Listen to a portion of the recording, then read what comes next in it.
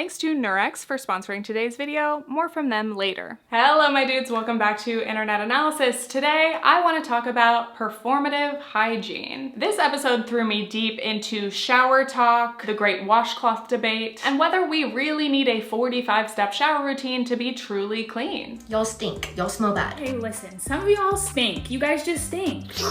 Like, get the dirt off my body with the washcloth. Pick out a shower routine for today. I've taken like the first 4 layers of skin off. It feels great. Soap on a rag, on a net, soap and water. Hygiene tips that no hot girl does. My skin, just look at it. Right after you get out of the shower, you guys. My work on earth will be done here if I can help one person feel as clean and good as I do now. This kind of content, like hygiene talk, includes product recommendations plus tips and tricks on how to best clean yourself and stay smelling great. These videos can be very helpful, especially for people who weren't taught these things at home. This is info many of us take for granted, such as how to shower, how often, how to use deodorant and moisturize. Whether you're a kid or an adult, you don't know what you don't know. However, there's another side to these hygiene-focused spaces that includes a ton of shame and judgment. If you're not cleaning yourself correctly, you're dirty, lazy, smelly, and undesirable. But is there really one correct way to bathe? According to many creators and commenters, yes. And lucky for you, their exact routine is the one true piece of shower gospel. In researching this, I feel like I've gone crazy watching people argue about the minutia of showering. I do definitely appreciate seeing like dermatologists and estheticians sharing their professional opinions about personal hygiene, but then we have tons of people acting like microbiologists in the comments even when they don't know how soap works. That being said, I am also just an armchair expert, or bath ledge expert. Anyway, this performative hygiene content at its worst or most extreme just kind of devolves into a materialistic competition to show off your elaborate routine and prove that you're the cleanest of them all. As always, nuance is very important, and I personally could not care less about what your particular hygiene habits are, whose or what routine is right. I'm more interested in what these debates say about us. Why are so many of us so deeply invested in how other people are bathing? And of course, I'm fascinated by the overconsumption of it all. Because yes, let's be clear, being convinced that you are disgusting if you shower with less than 25 products is wild. Maybe, just maybe, the companies producing these items or the people selling them on TikTok Shop have an incentive to make you think you need more and more products. So let's start with the only objectively correct shower routine. I actually found it, you guys. You're gonna wanna write this down. Dry brush your body. Shampoo. Double cleanse shampoo with a scalp massager. Condition hair. Hair mask. Wash face. First body cleanse with antibacterial bar soap. Exfoliate. Shave with shaving oil or cream. Use a body wash or shower gel as your second cleanse. Get out of the shower. Use a microfiber towel for your hair. Apply scalp oil, hair serums, aftershave, deodorant. Then moisturize with lotion or body butter. Then use body oil to lock in moisture. Use your fragrance oil on your heat points for maximum scent projection. Then body mist, perfume, and hair perfume. It's easy. Oh, and if you don't do this every day or even multiple times a day, you're disgusting. Now, for most people, something like this would be an everything shower. It's more intensive than your typical everyday shower. You're going all out. Maybe you have a big date or an event and you just want to feel like 100% fresh. And here's the thing, if you do this for every single shower, I'm not gonna stop you. That's probably a little too much exfoliating, but that is between you and your skin. Inevitably, in the comments of these posts, people start arguing. You're doing too much, you're not doing enough. That's the wrong order, wrong products. Then we get into the bean soup of it all. If you don't know the original bean soup lore, basically someone posted on TikTok, hey, here's a recipe for bean soup. And they got replies like, well, what if I don't like beans? So comments like that are now known as the bean soup phenomenon. If something doesn't apply to you or you don't like it, it's not for you and you don't have to announce that in the comments. There have been some allegations of bean soupery in the realm of shower routines. Let's say someone posts, here's my shower routine. It would be bean soup to be like, I don't like your soap. This doesn't doesn't work for me. It's like, okay, don't do it for yourself then. It's my routine. However, I think it's fair to make a distinction for these posts that are framed in an absolute and prescriptive way, like saying, this is the one and only correct shower routine, and if you don't do this, you're disgusting and you're never gonna possibly get clean. On those sorts of posts, it is totally fair and valid to comment something like, actually, this doesn't work for everyone. I don't think that's bean soup, because it's not just for the sake of being a contrarian, but genuinely like to let other people know in the comments, hey, this is not actually the one singular correct thing, okay? Figure out what works for you.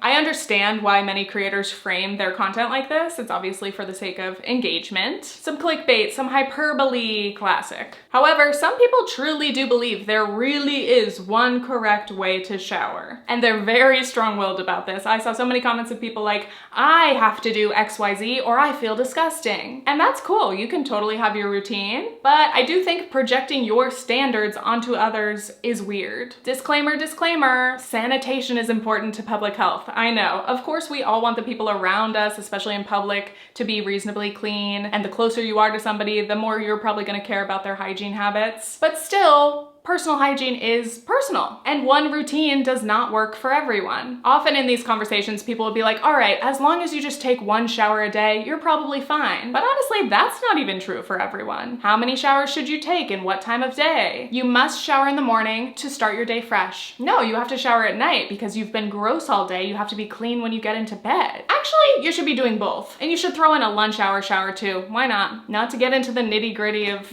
showering, but how many showers you might want or need largely depends on how active or sedentary you are, what kind of job you work, and even the weather. Hotter, more humid climates typically require frequent bathing or even just rinsing to cool yourself off. Ultimately, there are so many cultural differences, plus we all have very different hair and skin types. A routine that works fantastically for you might be an actual disaster for somebody else. That being said, of course, there are people who genuinely are not cleaning themselves sufficiently or frequently enough. That does exist. Like when people say the phrase wash your ass in these conversations, we mean it, literally. I've seen horror stories online of people being like, just found out my husband doesn't wipe or wash his butt. Our house is covered in stains, I'm getting infections. Like, oh my God, that is like actually a health issue. That's serious. And on that note, the US needs more bidets. Many Americans are weirded out by them for some reason. And of course, some men think it's gay. Fellas, is it gay to wash your ass? I can't believe this is a battle we're fighting. But bidets are very common in many parts of the world. We're a bidet household. I highly recommend. But anyway, for most people, if you have any hygiene issues, they can probably be fixed with a few small tweaks to your routine. Maybe you need to shower a bit more often, change your soap. Maybe you need a stronger deodorant. It's also really important to make sure that your clothes are clean and that your sheets are washed. Some people may smell worse because of hormonal or medical issues, in which case you should really see a doctor, which again is difficult to do in the US, but a TikTok shower routine is probably not going to be able to solve your exact issue. There are also people who struggle to keep up with personal hygiene, either because of disabilities or mental illness. That's why the judgment is not super helpful. I understand spreading information to try to help who you can,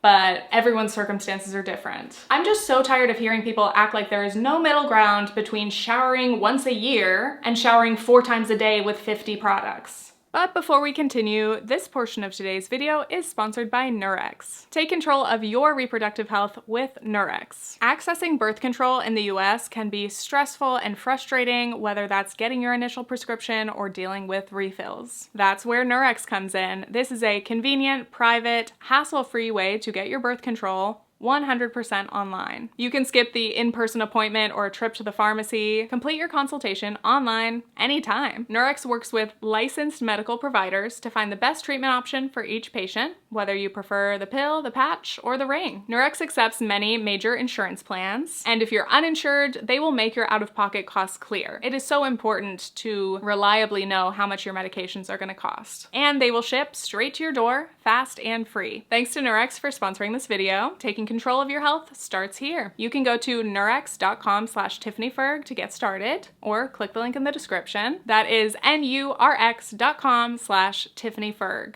Continuing on, the washcloth debate. There has been a long time heated debate about how exactly to shower and which tools you need. Are you a hand wash girl, a loofah guy? You just rock them with your hands? Do you have a little silicone scrubber or a back brush? I don't know. Does anyone have a washcloth I can use? Ew, washcloths are for poor people. Or like sponge baths. Huh? Washcloths are gross. Who uses them anymore? Ever heard of a loofah? Okay, wait, if anything is gross, it's loofahs. They just harbor a bunch of bacteria. Also, do you think everyone just uses the same washcloth every time? Exactly, we use a fresh, clean one every time we shower, and then we throw it in the laundry. Ever heard of it? Wait, one washcloth? Yeah, I start at my face and I move down my body. Ugh, that's disgusting. I use at least 4. Face, body, booty, feet. That seems thorough, but okay. And the washcloths have to be white. Ideally kind of rough. You just carry those around? Yeah, just in case. Anyway, they're white so you can see the dirt coming off, and also obviously you can bleach them. So I respect your passion. Wow, I just use my hands. What? No, you're kidding. Oh, I didn't realize that was such a hot take. Gross. How do you scrub yourself? With my hands and... That does not get you clean. You need a washcloth. Question. You wash your hands with your hands. Soap and water. I think they work. So you wash your dishes with your hands? What? No, because they're dishes and like my body's not covered in dried food. They're different things. And you wash your ass with your hands? Yeah. It's a part of my body. Ugh, don't touch me. Yes, quite gross to do that in the shower. If only I were in a place with soap and water. What about exfoliating? Your hands can't get all that dead skin off. Sometimes I'll use an exfoliating scrub, or I really like my African net sponge. Sometimes you should be exfoliating every day. I actually don't exfoliate every day either. My skin's a little sensitive. I've gotta rub my skin raw, otherwise I just don't feel clean. Ouch, mine would get so dried out. Sure, but that's why we have lotion. There's really no excuse. I guess. We can all have different routines, right? Not if I have to sit next to you. It's fine as long as you shower every day. Twice a day. Double cleanse, exfoliate, moisturize. It's not hard. How often are we washing our hair though? Let's not get into that. So, for some context, at least in the US, the vast majority of the Black community are team washcloth. And this is a standard set from birth. Washcloth. I think it's actually common for Black folks worldwide. As a Black dermatologist from Jamaica, obviously I'm team washcloth. There's a cultural aspect to this. I'm Jamaican and that's how we were raised. But for the sake of this convo, I'm gonna focus on Black Americans. So then when it comes to white people, there's more of a split. It may not be as ubiquitous as with Black folks, but many people are team washcloth as well. I grew up in like a wash rag house, or like washcloth, like one of these when you shower, like that's what you use. The fact that some of y'all didn't grow up using washcloths in the shower to wash your body makes me incredibly nervous. Like, what? I've seen so many videos alleging that white people don't wash themselves with washcloths. The going rumor is that we just use soap and like shampoo our head and then the soap runs down our bodies and we don't wash our bodies with washcloths. I'm here to beat the allegation. This is what y'all have done to me. I will never be accused of not having enough washcloths. It's so funny. Throughout writing this video, part of me has felt so tempted to prove that like I'm one of the good ones in terms of like being clean. But honestly, I have used all sorts of tools and my hands throughout my lifetime. I go through phases or I use different things for different body parts, and I'm at peace with that. But honestly, there is so much judgment in this topic that I have been deeply overthinking my shower routine for weeks. And a lot of other posts reference this, like people have been judged for using washcloths. I remember when I was younger and I was like in the shower at a friend's house and I was like, oh, do you have like a rag? And they were like, a rag? The fuck do you need a rag for? And I'm like, to wash my body off? What do you mean? So many people used loofahs. I was like, oh, where are y'all's wash rags? And they're like, oh no, this is like, what? That's gross. And I was like, oh, my bad. I didn't know. Like I grew up in a wash rag house. And then others are judged for not using a washcloth. It's so easy for all of us to assume that everyone's home life or everyone's family's habits are exactly like ours. And that's just not the case. When it comes to eating, sleeping, bathing, you don't really know how your friends or other people actually live day to day unless you experience it. And there can be some culture shock. And then comes the judgment. Oh, you don't do things the way my family does. You must be wrong then. You're gross. And when people get judged, we may feel shame. Then we get defensive. We double down. I'm sure there are already plenty of arguments brewing in the comments right now. So I really spent too much time fretting about this and trying to research which option is objectively better, all right? Washcloths or hands? Is it possible that hands can clean you, or are they in fact disgusting? What's the science? What are professionals recommending? And what I found may surprise you. Both are fine. They work. Dermatologist here, Trinity background, and I've been hearing the washcloth debate for years. People love them and feel very strongly about them. But as a dermatologist, I'm here to tell you, you do not need them. So is it enough to use your hands and soap?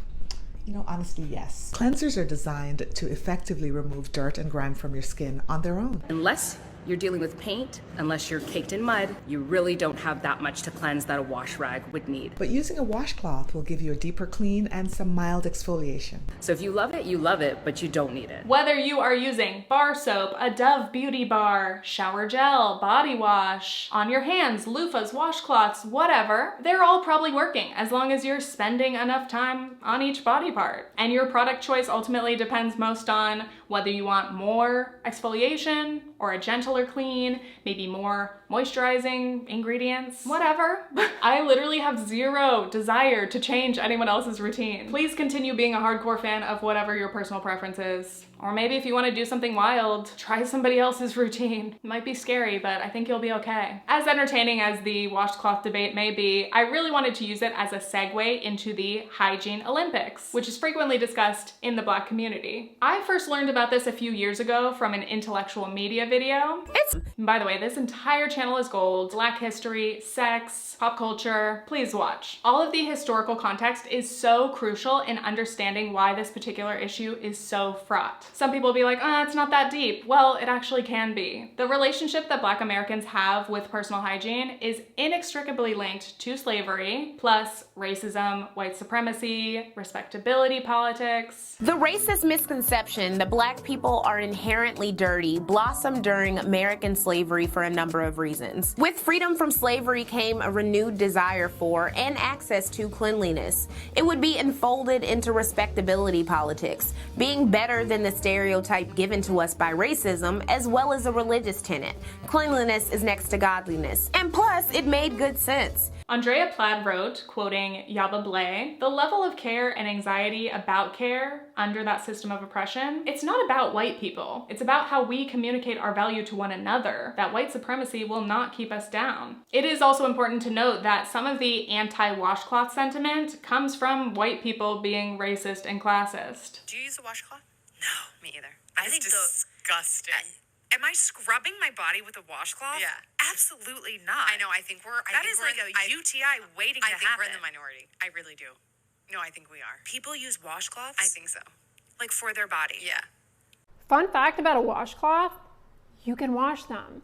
Thinking, oh, only Black people use washcloths, or poor people use them and therefore they're bad or not a good tool. You're just anti-leg I'm not black. washes. I'm not gonna wash my legs and feet. You think that's just a Black people thing? Clearly. No, I don't think it's a Black thing. I think using a washcloth is for poor people, but I don't think that washing your legs and feet is for Black people. I agree. I think the washcloth is a poor person thing.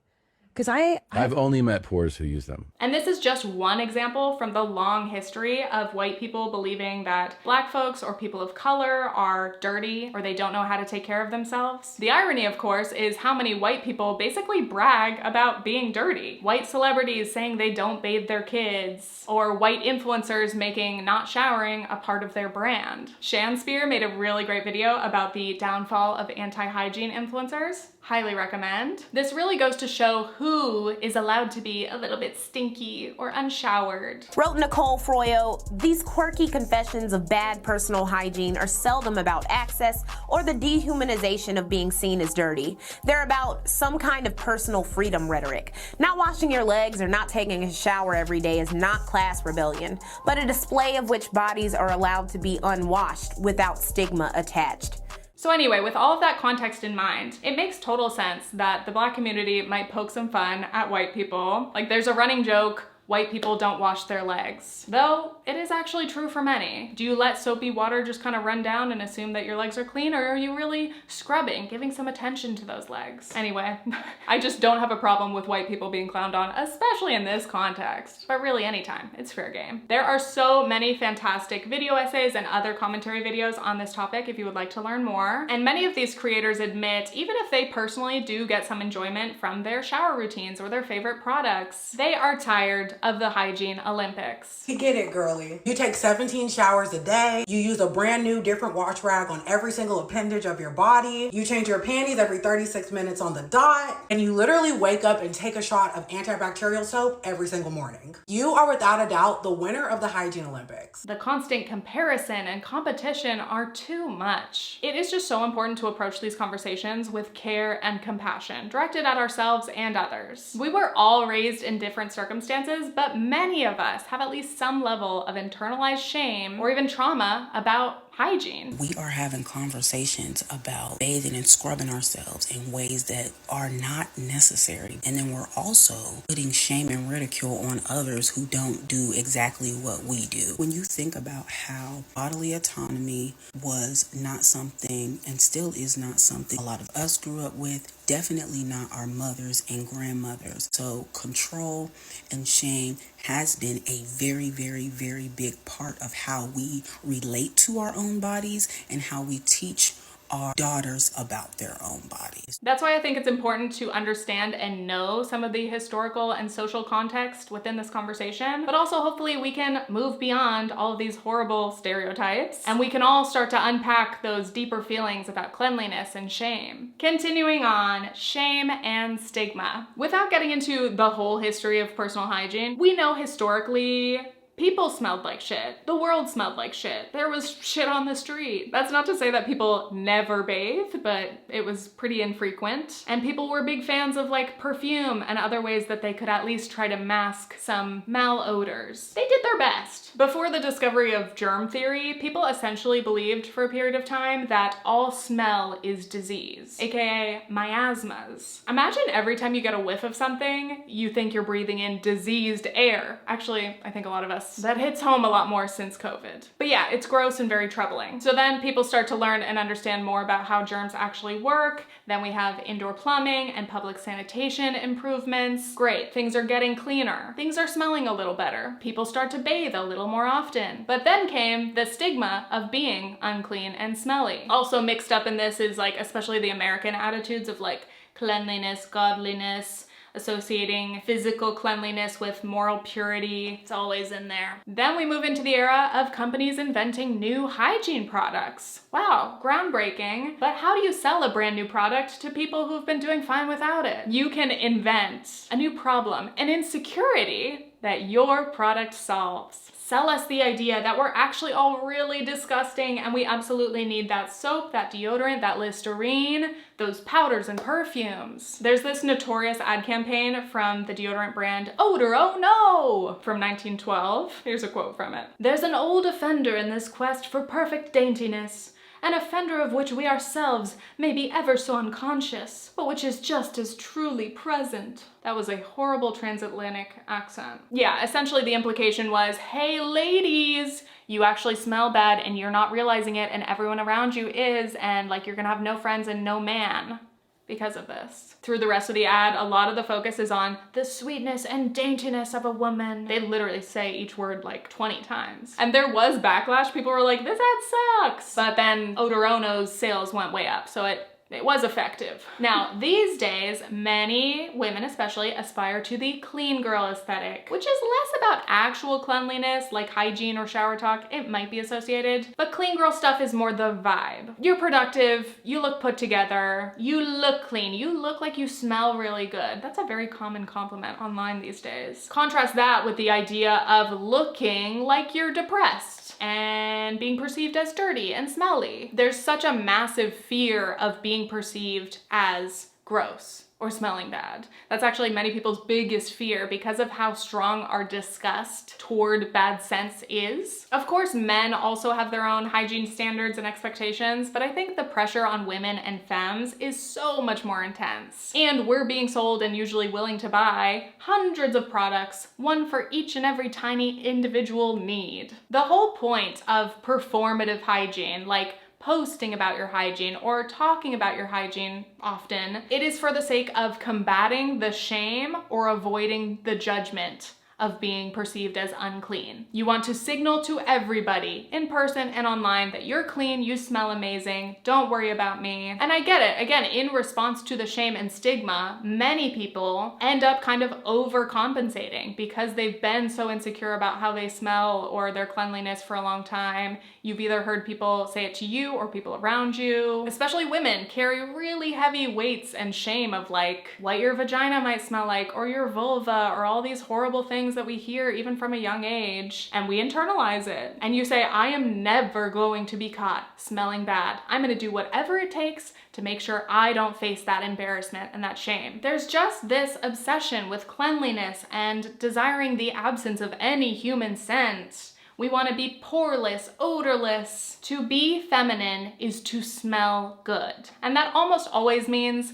artificially scented. They mean by lathering your body with strongly scented body washes, on top of scented perfumes, on top of scented body butters, on top of scented body oils. To smell clean or to smell good, you have to smell like something, smell like a product. That's the best marketing that companies have ever tricked us into, and that is the soapbox I will stand on, no pun intended. All of this performative hygiene begs the question, why do women have to smell good all day long? And so much of this ties into like the kind of fear and disgust that many women and girls have toward their own bodies. Again, our natural bodies, that somehow we are wrong and shameful and we should hide. We're not allowed to talk about these things. Another layer is this implication that like perfectly clean, healthy skin and hair has no imperfections. You're perfectly moisturized, you have no acne, you have no KP on your arms. But again, it's like skin and hair conditions exist. Someone can follow a very strict skin regimen and still have skin problems. Or even doing too much actually makes their skin worse, and they just get stuck in this horrible cycle of buying more stuff and trying it, and they can't achieve that perfect clean girl skin. That doesn't mean that they're dirty, but they're so tied together, it's so hard to break that idea in people's minds, and that's why people with acne face so much stigma. Are the hygiene Olympics or performative hygiene about really being clean?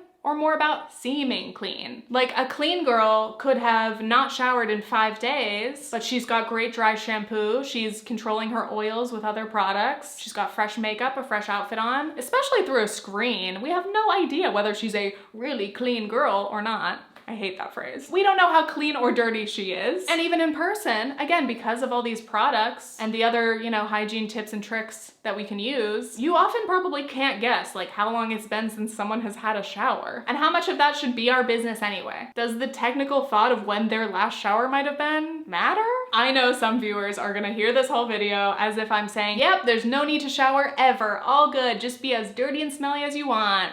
Obviously, again, there are personal and communal reasons why we value hygiene. I do in fact want everyone to be decently clean and healthy. But again, I'm not gonna force a specific regimen onto you because it is personal. And we get to the overconsumption. According to these influencers, it's a marker of femininity to have a collection of sugar scrubs and expensive body washes and perfumes, all in aesthetic packaging. One simple soap bar, deodorant, lotion if you want to wear it, all those things can go a long way. You do not need a whole collection of items to stack onto yourself, to layer onto yourself, to feel clean, to be clean. I understand a lot of the shower talk content, it's very satisfying, it's relaxing, it's aesthetic, there's some ASMR. Similar to many other aspirational genres, it is nice to watch someone who appears to have all their shit together. Now, when does this cross into overconsumption? Because again, yes, all of us have to consume some level of personal hygiene products. We're gonna be buying some shampoo, conditioner, washes and soaps and stuff to keep in our house. Are you purchasing and collecting and hoarding like 10 times or 100 times more products than you actually will be able to use? This is absurd. Why would you possibly need hundreds of different body washes or lotions? That is overconsumption, okay? I don't think that's debatable. Really, I'm just shocked that people have become convinced that buying shower stuff is fun. Personal hygiene went from this like utilitarian, just practical thing, like you're not excited to buy deodorant, right? But if you rebrand personal hygiene into a hobby, suddenly you can make it fun. You can make it actually exciting to spend money on those products because you're adding to your collection. I also found this girl who's doing a 30 cents of fall challenge where she's doing like themed shower routines. I had no idea this was a thing. It's day 2 of my 30 days of fall shower routines. Today we are doing apple crumble, apple pie. Listen, if I did not already own this body wash, I would be going to every single TJ Maxx in my state looking for. Paul requested pumpkin marshmallow pie. Starting off in the shower, we have cinnamon pumpkin pie from Dove. Bro, I smell so freaking good right now. Like, this is the gourmand shower routine of all gourmand shower routines. So it's like you pick like a theme or a scent, and the idea is like you want all of your different shower products, hair products to line up, as well as like your lotions and everything else. And you're stacking the same flavors. You're stacking scents or like scents that go well together to make you smell like a cinnamon roll, for example. And I'm like, okay, I did not realize everybody was scent layering. I'm behind the times. I would use whatever soap, whatever lotion. I'm flopping. I have no cohesive scent profile. I'm not applying on my heat points for maximum scent projection. I also think there's a component of when you are convinced that you need every single type of product that claims to have a use. Because again, companies can tell you all day long, you need this very niche oil for this niche part of your body. There's no way you can handle it with any other product. You need this product. You need your fingertips, palms, forearms. They're all gonna need different things. That's just how it is if you wanna be clean and smell good. I don't know if you wanna be disgusting. Skip it. It is okay to enjoy and get some satisfaction and happiness from like your shower routine or your hygiene. I get it, like getting ready and feeling fresh can make a lot of people feel better about themselves. They feel confident, it helps them start the day and feel better when we're living in a fucking dumpster fire. But I just think like try to catch yourself. Don't get obsessed with collecting these products. And ultimately, don't turn into an asshole who's judging other people who might have a different routine. And lastly, companies invent new insecurities and sell us the solution. All right, people, it's innovation time. Give me a new insecurity we can roll out for women. They smell bad all the time, everywhere. I like it. Stay with that. They need deodorant for their armpits like everybody does, but now women need it for everywhere. Yes, their natural state is disgusting. Sanitize, sanitize, sanitize. If it's natural on a man, it's good. If it's natural on a woman, you have to pay to fix it. Right. Whole body deodorants are a great example of this. As this Vox article by Karen Landman writes, why are whole body deodorants suddenly everywhere? To these critics, the existence of whole body deodorants should raise our curiosity about why we feel the need to smell a certain way or not. They should also make us wonder who stands to profit by changing social norms about sweat, hygiene, and odor. I also fell down a little bit of a rabbit hole about this. It's so uncomfortable to sit on the side of this tub this whole time. Essentially, the sweat in our armpits, for example, is different than like the sweat across most of our body. If you're going to the gym, you're sweating on your chest, your legs, that sweat is not gonna smell nearly as much as like armpit sweat, groin sweat. They're different. Scientists comment in the chat. They're different types of sweat and they interact differently and they smell differently. And our BO actually comes from, I love me putting on my scientist hat. BO doesn't come from the sweat itself. It's like a byproduct of bacteria eating the sweat, and that's where the odor comes from. Fun. So this idea of whole body deodorants, it's like armpit deodorant makes sense. All right, yeah, that's where we're pretty sweaty and pretty smelly. But the whole body, especially the parts of the body that don't have BO kind of sweat, why do we need a product to manage that and deodorize that when it pretty much doesn't have a scent? And again, of course, there's always different people who maybe have hyperhidrosis or they have other skin conditions or medical conditions, and those are special cases. If you want to manage that with whatever products work for you, great. But again, for the general population, this idea that these companies want to convince every single one of us, you can't just be wearing your underarm deodorant anymore. Disgusting. Ew, the back of your knees are sweating. Get away from me. Obviously, they stand to profit greatly from rebranding sweating and creating this whole new case of like fear-mongering about whole body sweat. And the last thing I want to touch on, which again is my little soapbox of like not even conspiracy, but it's definitely my most probably crunchy granola kind of take. I'm a little bit more of a minimalist when it comes to products. I just don't use like a ton of things. And I'm also generally pretty anti-fragrance. Aerosols, oh my God. Again, bad for the environment.